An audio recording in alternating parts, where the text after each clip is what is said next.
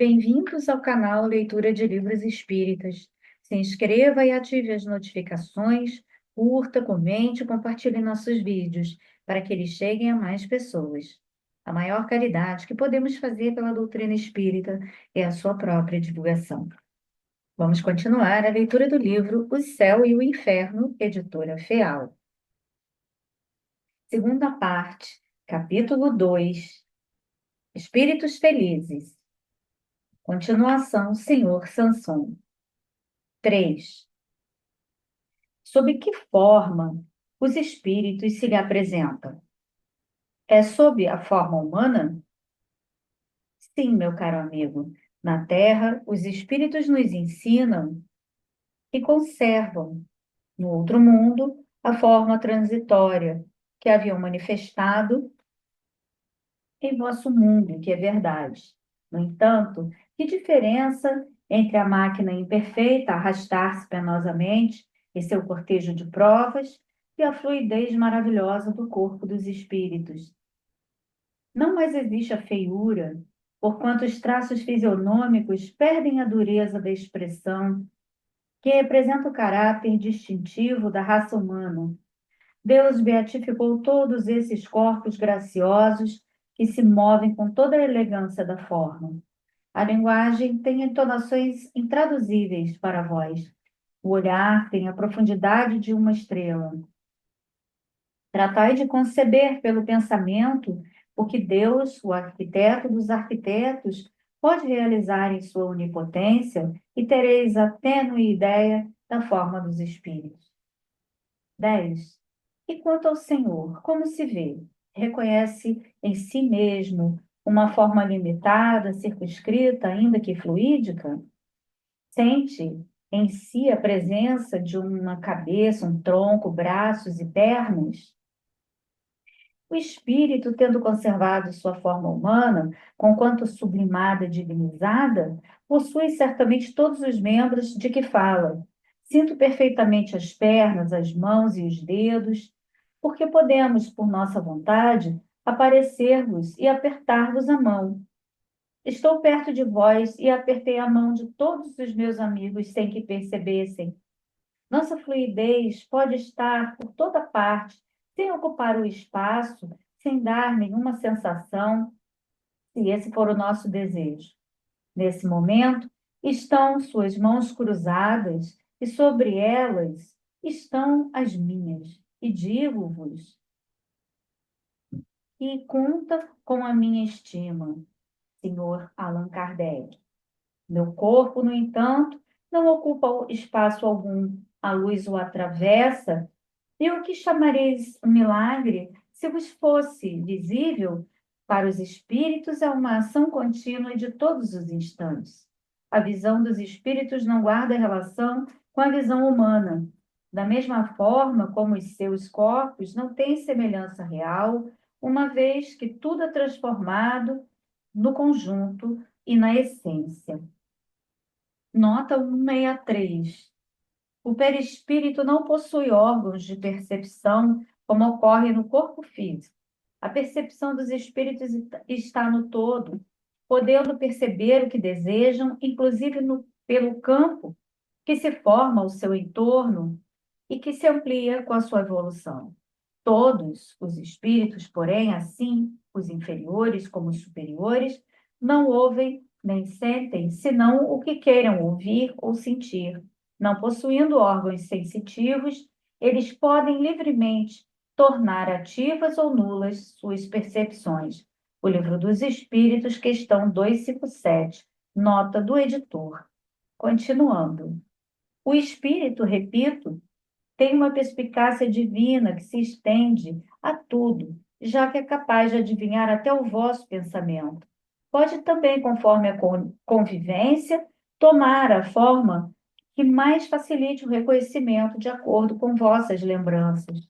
Mas, de fato, um espírito superior, que haja concluído suas provas, prefere a forma que o conduziu para perto de Deus. 11. Os espíritos não têm sexo. Entretanto, como há poucos dias ainda o Senhor era um homem, em seu novo estado, tem mais da natureza masculina que da feminina? Acontece o mesmo com um espírito que tenha deixado seu corpo há muito tempo? Nós não temos que pertencer à natureza masculina ou à feminina. Os espíritos não se reproduzem. Criou-se Deus conforme sua vontade, criou-os Deus conforme sua vontade, e se pelos seus desígnios maravilhosos quis que os espíritos reencarnassem na Terra, teve que incluir a reprodução das espécies através do macho e da fêmea. Mas percebeis, sem que seja necessária qualquer explicação, que os espíritos não podem ter sexo. Sempre foi dito que os espíritos não têm sexo. Os sexos são necessários apenas para a reprodução orgânica e seriam inúteis para os espíritos, uma vez que estes não se reproduzem. Nossa pergunta não tinha por objetivo confirmar tal fato, mas, em vista do recente passamento do Sr. Sanson, queríamos saber se ele ainda mantinha alguma impressão do seu estado terrestre. Os espíritos depurados compreendem perfeitamente a sua natureza, mas entre os espíritos inferiores, afeitos ainda à matéria, existem muitos que acreditam permanecer na Terra, conservando as mesmas paixões e desejos, acreditando ainda ser homens ou mulheres, havendo assim aqueles que afirmam que os espíritos têm sexo. Por isso, certas contradições são provenientes do estado mais ou menos adiantado dos espíritos que se comunicam. O erro não é dos espíritos, mas daqueles que os interrogam sem se dar ao trabalho de aprofundar as questões. 12. Entre os espíritos que estão aqui, o senhor vê nosso presidente espiritual, São Luís? Ele sempre está perto de vós, e quando está ausente, procura deixar um espírito superior para substituí-lo. 13. Não vê outros espíritos? Perdão, o espírito da verdade, senhor Augustinho, Lemanais, Sonet, São Paulo, São Luís e outros amigos que evocais, estão sempre em vossas sessões. 14. Com que aspecto apresenta-se-lhe a sessão? Para nossa visão, ela é o que lhe parecia quando estava vivo.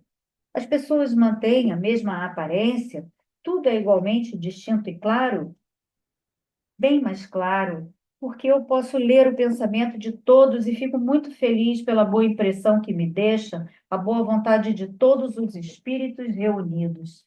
Desejo que o mesmo entendimento possa ocorrer não só em Paris, na congregação de todos os grupos, mas também em toda a França, onde grupos há que se dividem e se unam, instigados por espíritos perturbadores que gostam da desordem, quando o espiritismo deve infundir o esquecimento completo e absoluto do eu. 15. Afirmou poder ler nosso pensamento. Seria possível que nos explicasse como ocorre essa transmissão de pensamento? Isso não é fácil. Para vos descrever ou explicar esse prodígio singular da vida dos espíritos, seria necessário abrir para vós todo um arsenal de agentes novos, e seríeis tão sábios quanto nós, o que não é possível, porquanto vossas faculdades são limitadas pela matéria.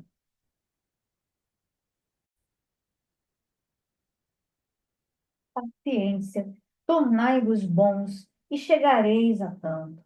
Tendes atualmente apenas o que Deus vos concede, mas com a esperança de progredir continuamente, sereis mais tarde como nós.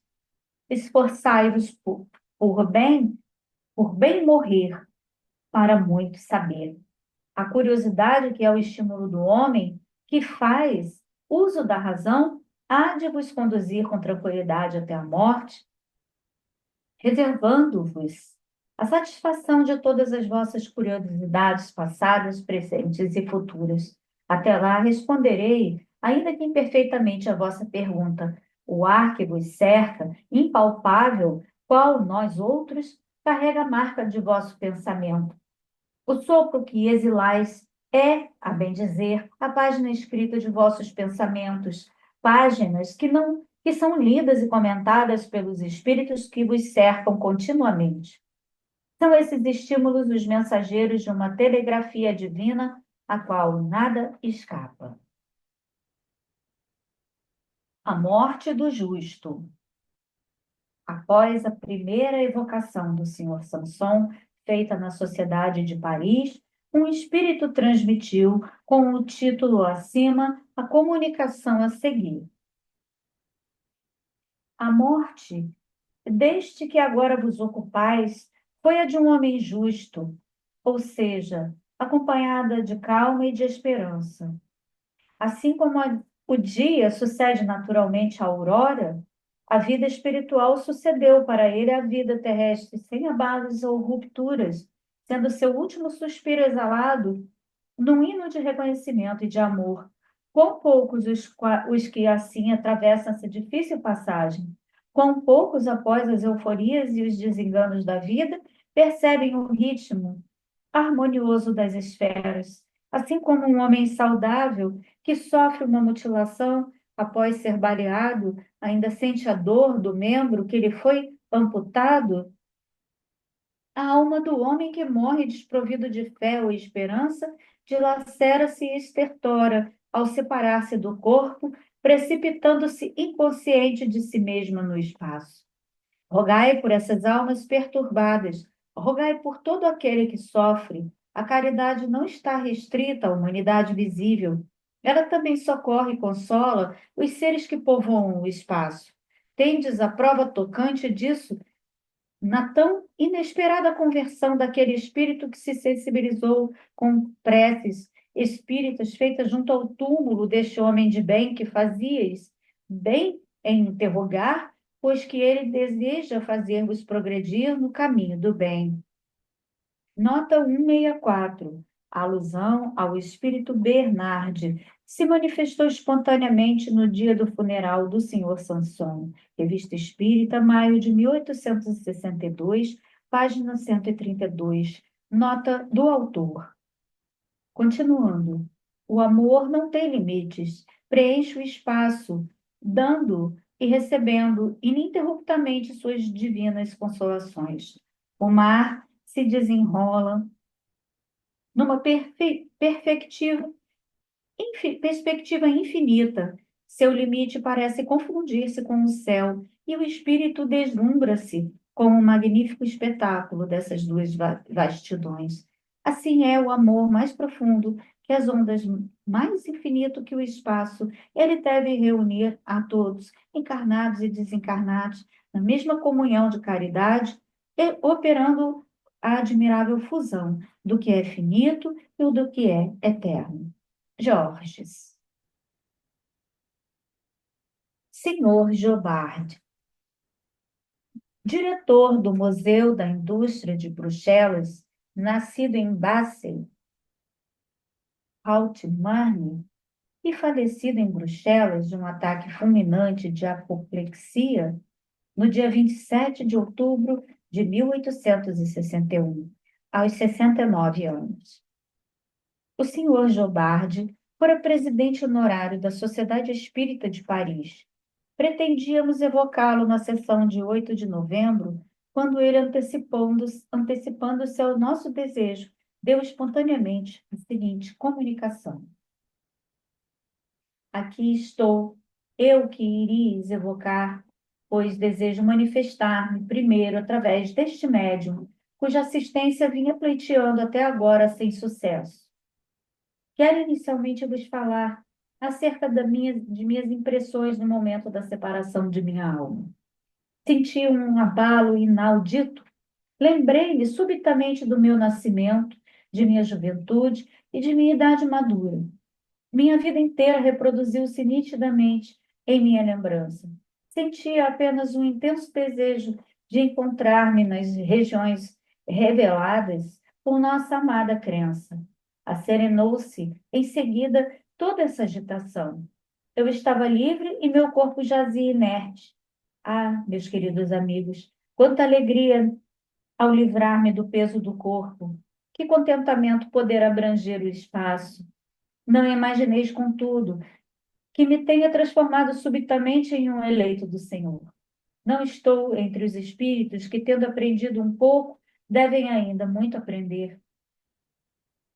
Não tardou para que me lembraste de vós, meus irmãos de exílio, e asseguro-vos toda a minha simpatia, envolvendo-vos com meus melhores votos. Quereis saber quais espíritos receberam-me e quais foram as minhas impressões? Meus amigos, foram todos aqueles que nós evocamos, todos os irmãos que partilham nossos trabalhos. Vi o esplendor, mas não posso descrevê-lo. Dediquei-me a discernir o que era verdadeiro nas comunicações, pronto a rejeitar toda afirmação errônea, pronto, enfim, para ser o arauto da verdade no outro mundo, tal como fui no vosso. Jobard. 1. Enquanto encarnado, recomendou-nos o Senhor que o evocássemos quando houvesse deixado a terra. Nós o fazemos não somente para atender a seu desejo, mas principalmente para renovar-lhe o testemunho de nossa bem grande e sincera simpatia, e também no interesse de nossa instrução, uma vez que o Senhor, melhor que ninguém, está em condições de nos proporcionar os esclarecimentos exatos sobre o mundo em que se encontra. Ficaremos dessa forma felizes se anuírem responder a nossas perguntas.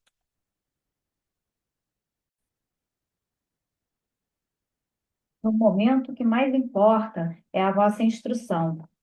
Quanto à vossa simpatia, eu a vejo. Não percebo sua expressão apenas através dos ouvidos, o que constitui um grande progresso. 2. Para fixarmos os conceitos sem divagarmos, perguntamos inicialmente em que lugar o senhor aqui se encontra e como o veríamos caso pudéssemos vê-lo. Estou próximo ao médium. Haverias de me ver sob a aparência do Jobard, que se sentava à vossa mesa, uma vez que vossa visão, enquanto mortais, ainda restrita, somente permite ver os espíritos sob sua aparência mortal. 3. Tem o Senhor a possibilidade de tornar-se visível para nós, e caso não o puder, a que a isso se opõe? A aptidão que varia de acordo com cada pessoa. Um médium vidente poderia ver-me, os outros não. 4. Esse lugar é o mesmo que o senhor ocupava quando vivo, quando assistia às nossas sessões e que lhe reservamos? Portanto, aqueles que ali o viram podem imaginá-lo vendo-o como é agora? Se não está ali com o seu corpo material, está com seu corpo fluídico, que tem a mesma forma. Se não o vemos com os olhos do corpo, vemo-los com os do pensamento. Se o Senhor não pode comunicar-se pela palavra, pode fazê-lo pela escrita, com a ajuda de um intérprete. Nossas relações com o Senhor não estão, portanto, de modo algum interrompidas por sua morte, e podemos conversar tão fácil e completamente quanto outrora. É assim mesmo que acontece? Sim, e já o sabeis há muito tempo. Ocuparei este lugar muitas vezes, mesmo sem o vosso conhecimento, porque meu espírito habitará entre vós. Chamamos a atenção para essa última frase: meu espírito habitará entre vós. Nas presentes circunstâncias, não se trata apenas de uma figura de linguagem, mas de uma realidade. Pelo conhecimento que o Espiritismo nos proporciona acerca da natureza dos espíritos, sabemos que um espírito pode estar entre nós, não apenas pelo pensamento, mas pessoalmente, por meio do seu corpo etéreo, que o torna uma individualidade distinta. Dessa forma, um espírito pode habitar entre nós depois de morto, também como quando vivia ainda em seu corpo. Ainda melhor, aliás, porquanto pode vir e ir como lhe aprouver. Temos assim uma multidão de acompanhantes invisíveis, indiferentes uns e outros, que se nos ligam pela afeição. A esses últimos, sobretudo, é que se aplica esta frase: eles habitam entre nós, que podemos traduzir assim: eles nos assistem, inspiram e protegem. 5. Não faz muito tempo que o senhor se sentava neste mesmo lugar. As condições em que agora se encontra parecem-lhe estranhas? Que efeito lhe traz tal mudança? Essas condições não me parecem estranhas, porque meu espírito desencarnado desfruta de uma lucidez que não me permite incerteza alguma acerca das questões sobre que pondere. 6. Lembra-se de haver estado nessa mesma situação antes de sua última existência? Teria alguma coisa mudado? Recordo-me de minhas existências anteriores e percebo que melhorei. Vejo e compreendo aquilo que vejo em minhas precedentes encarnações. Com o espírito perturbado, somente atentava para as faltas terrestres. 7. Lembra-se de sua penúltima encarnação, a que precedeu a existência do senhor Jobard? Em minha penúltima existência, fui um operário mecânico atormentado pela miséria e pelo desejo de aperfeiçoar-me em meu ofício. Realizei, como Jobard, os sonhos do pobre operário e louvo a Deus, cuja bondade infinita fez germinar a semente da planta por ele depositada em minha mente. 8. O senhor já se comunicou em algum lugar? Comuniquei-me um pouco apenas. Em vários lugares, um espírito tomou o meu nome algumas vezes. Eu estava perto dele sem poder comunicar-me diretamente. Minha morte é tão recente que ainda sou vulnerável a certas influências terrestres. É preciso que haja uma perfeita afinidade para que eu possa exprimir meu pensamento. Em breve poderei agir indistintivamente, mas não posso fazê-lo agora ainda. Repito, quando um homem, um pouco conhecido, morre, ele é chamado de todos os lados e muitos espíritos apressam-se em assumir-lhe a individualidade. Foi o que aconteceu comigo em várias circunstâncias. Asseguro-vos logo após a libertação, poucos espíritos podem comunicar-se, mesmo por um médium de sua preferência. 9. Pode ver os espíritos que aqui estão conosco? Vejo, sobretudo, Lázaro e Erasto. Depois, mais afastado, o espírito da verdade, planando no espaço. A seguir, uma multidão de espíritos amigos que vos cercam, pressurosos e cordiais. Sede felizes, amigos, porque boas influências vos resguardam das calamidades do erro. 10. Quando vivo, o Senhor partilhava a opinião que foi emitida sobre a formação da Terra pela incrustação de 4 planetas que teriam sido agregados em conjunto. Tem ainda essa convicção? É um erro. As novas descobertas geológicas provam as convulsões da Terra e sua gradual formação. A Terra, como os outros planetas, teve sua vida própria, e Deus não necessitou dessa grande desordem ou de tal agregação de planetas. A água e o fogo são os únicos elementos orgânicos da Terra. 11. Pensava o senhor também que os homens podiam entrar em catalepsia durante um tempo ilimitado e que o gênero humano foi trazido dessa maneira para a Terra? Ilusão de minha imaginação que sempre excedia o alvo. A catalepsia pode ser longa, mas não indeterminada. Tradições, lendas exageradas pela imaginação oriental. Meus amigos, já sofri muito reexaminando as ilusões com as quais alimentei meu espírito. Não vos iludais a esse respeito. Aprendi muito e hoje posso dizer que minha inteligência, pronta para assimilar vastos e diversos estudos, havia guardado de minha última encarnação o gosto pelo maravilhoso e pelo misterioso, haurido na imaginação popular. Ocupo-me pouco ainda de questões puramente intelectuais, tais como as compreendereis. Como poderia fazê-lo deslumbrado, arrebatado como estou pelo maravilhoso espetáculo que me cerca? Somente o vínculo do Espiritismo, mais poderoso do que vós, homens, podeis conceber, pode atrair meu ser em direção a esta terra, de que me desligo, não com alegria, pois seria uma crueldade, mas com um profundo reconhecimento da libertação. Quando da subscrição aberta pela sociedade em prol dos operários de Lyon, em fevereiro de 1862, um membro contribuiu com 50 francos, 25 dos quais em próprio nome e outro tanto em nome do senhor Jobard, que deu a seguinte comunicação a respeito do assunto. Fico lisonjeado e agradecido por não ter sido esquecido entre meus irmãos espíritas. Agradeço ao coração generoso que vos fez a oferta que vos teria feito eu, caso estivesse ainda habitando o vosso mundo. Neste, em que agora estou, não há necessidade de dinheiro.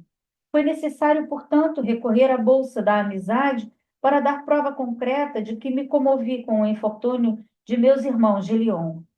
Corajosos trabalhadores, que ardentemente cultivais a vinha do Senhor, quando deveis crer que a caridade não é uma palavra em vão, porque pequenos e grandes vos mostraram simpatia e fraternidade. Estais na grande estrada humanitária do progresso, que Deus possa nela vos conservar e que possais ser mais ditosos, sustentar-vos-ão os espíritos amigos e a vez de triunfar. Começo a viver espiritualmente mais sereno e menos perturbado pelas evocações que sobre mim desagam de toda parte. A moda reina também entre os espíritos. Quando a moda Jobard der lugar a uma outra e eu houver caído no humano, pedirei aos meus amigos verdadeiros, assim considerados aqueles cuja inteligência não esquece, que me evoquem. Aprofundaremos, então, as questões tratadas de forma superficial. E o vosso Jobard, completamente transfigurado, poder-vos-á ser útil como deseja de todo o coração. Jobard. Após os primeiros tempos dedicados a tranquilizar seus amigos, o senhor Jobard colocou-se entre os espíritos que trabalham ativamente pela renovação social, aguardando seu próximo retorno entre os encarnados, quando nelas participará mais diretamente. Tem frequentemente transmitido, desde então, à Sociedade de Paris, de que permanece membro, comunicações de incontestável superioridade, sem se afastar da originalidade dos espirituosos gracejos que constituíram a marca de seu caráter, permitindo que seja reconhecido mesmo antes de assinar o nome. Samuel Felipe. Samuel Felipe era um homem de bem, na verdadeira acepção da palavra. Ninguém se lembrava de tê-lo visto cometer uma má ação ou de haver voluntariamente cometido um mal a quem quer que seja. De um devotamento sem limites por seus amigos, todos sabiam poder sempre contar com ele para prestar qualquer auxílio, ainda que à custa dos próprios interesses. Trabalhos, fadigas, sacrifícios, nenhum esforço media no intuito de ser útil, algo que fazia naturalmente, sem afetação, admirando-se de que se pudesse atribuir-lhe mérito por isso. Jamais ressentiu-se daqueles que lhe haviam feito mal, pondo-se-lhes à disposição com tanto desvelo como se lhes tivessem feito bem.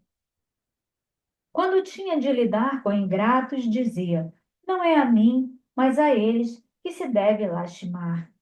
Conquanto muito inteligente, dotado de um talento natural, sua vida, de todo laboriosa, havia sido obscura e carregada de rudes provações.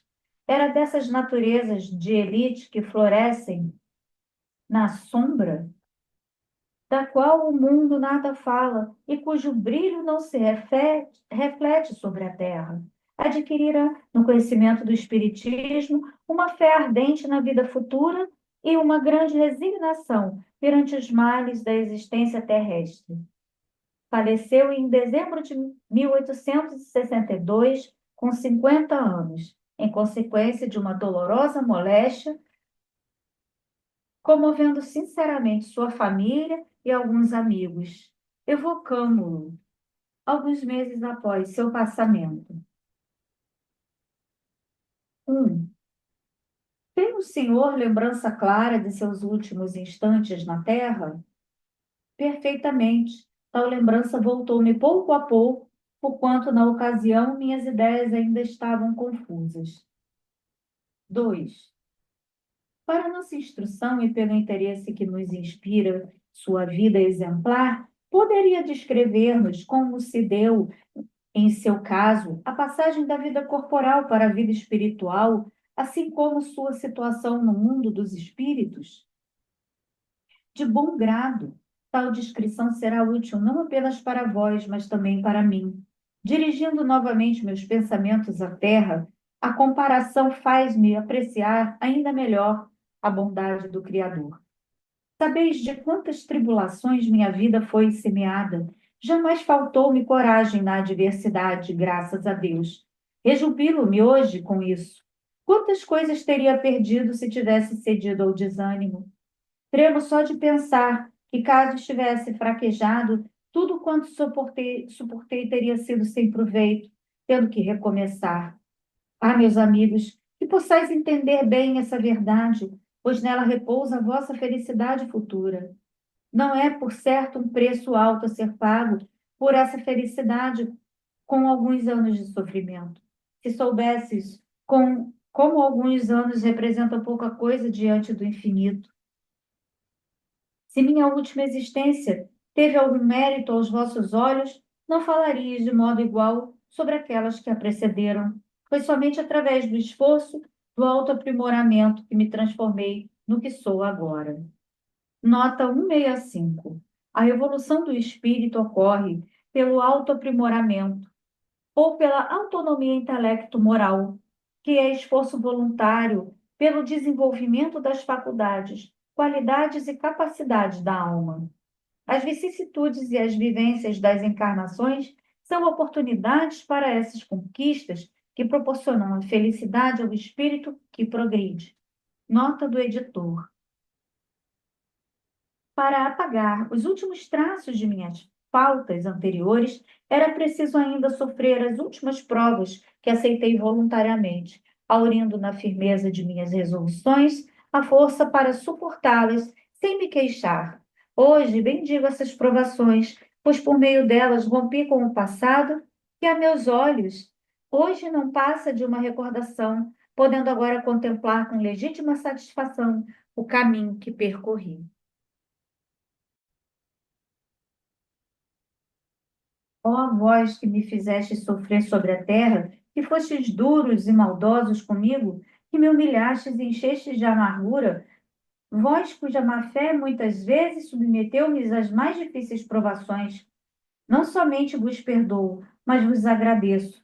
Ao querer fazer-me o mal, não suspeitastes que me farias tanto bem. Mas é verdade, de fato, que a vós eu devo, em grande parte, a felicidade de que desfruto, porque me fornecestes a oportunidade de perdoar e de pagar o mal com o bem. Colocou-vos Deus em meu caminho para testar minha paciência, exercitando-me na prática da mais difícil das caridades, a de amar os inimigos. Não vos incapaciteis com tais digressões. Chegarei ao ponto da vossa indagação.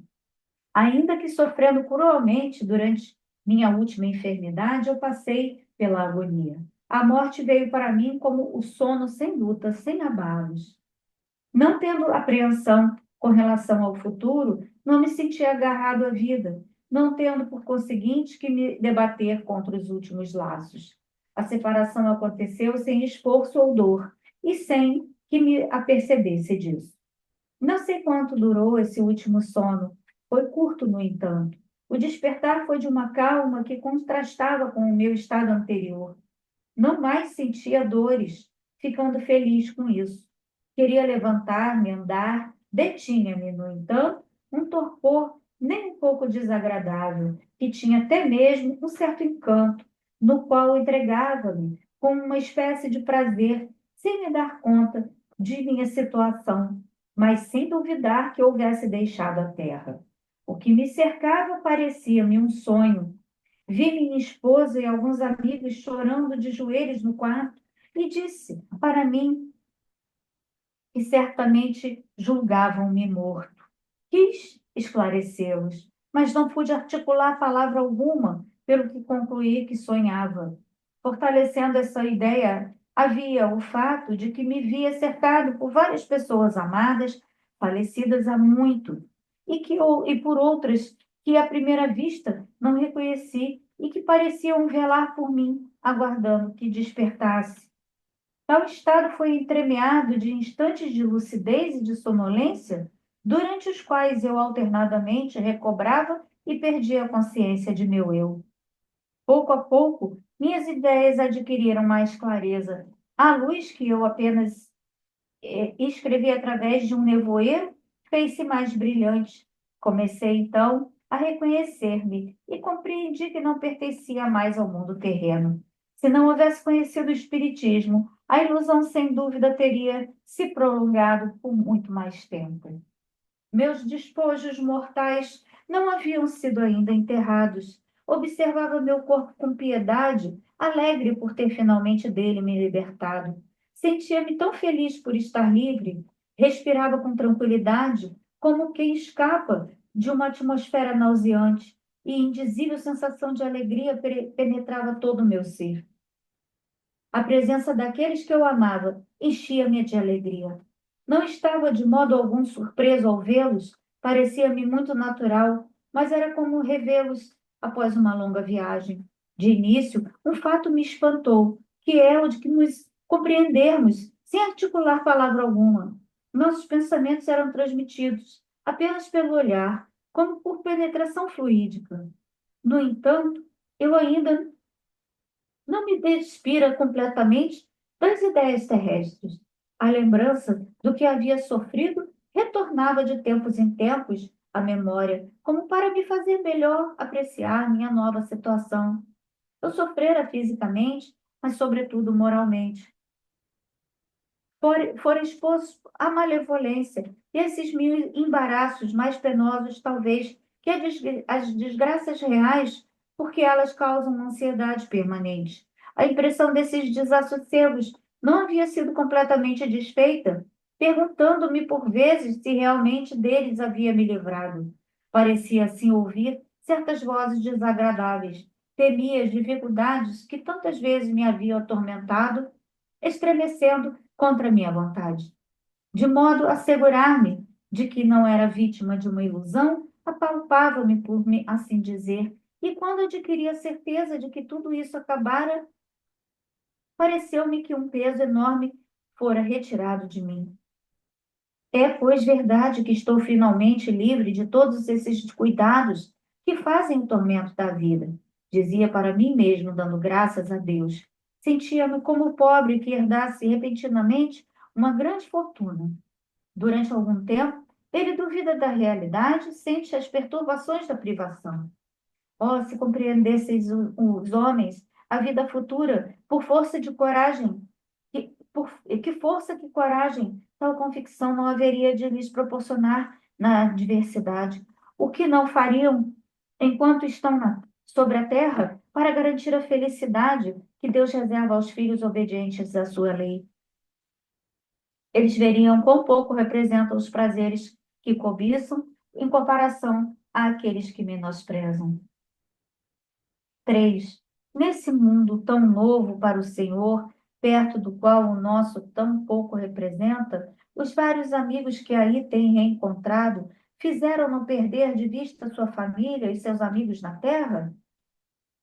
Se eu estivesse esquecido, seria indigno da felicidade de que desfruto. Deus não recompensa o egoísmo, ele o pune. O mundo em que me encontro poderia levar-me a desprezar a terra, mas não os espíritos que aí estão encarnados. Somente entre os homens é que se vê a prosperidade fazer com que se esqueçam os companheiros de infortúnio. Vou muitas vezes rever os meus. Fico feliz pelas boas lembranças que guardam de mim. Seus pensamentos me atraem para junto deles. Assisto os seus diálogos, alegro-me com suas alegrias e seus sofrimentos me entristecem, mas não com a tristeza cheia de ansiedade da vida humana, porquanto compreendo que tais sofrimentos são apenas passageiros e para o bem deles. Fico feliz ao pensar que um dia também eles virão para esta morada em que se desconhece a dor. Para que se tornem dignos dessa morada, é que me dedico, esforçando-me em sugerir-lhes bons pensamentos e, principalmente, a mesma resignação que tive diante dos desígnios de Deus. Minha maior aflição é quando os vejo retardar esse momento pela falta de coragem, pelas suas queixas, pela dúvida sobre o futuro, ou por qualquer ato repreensível. Trato então de afastá-los do mau caminho. Se sou bem-sucedido, é uma grande alegria para mim. E com isso rejubilamo-nos todos aqui. Se não logro êxito, exclamo com pesar. Mais um atraso para eles. Consola-me, no entanto, saber que nada está perdido para sempre.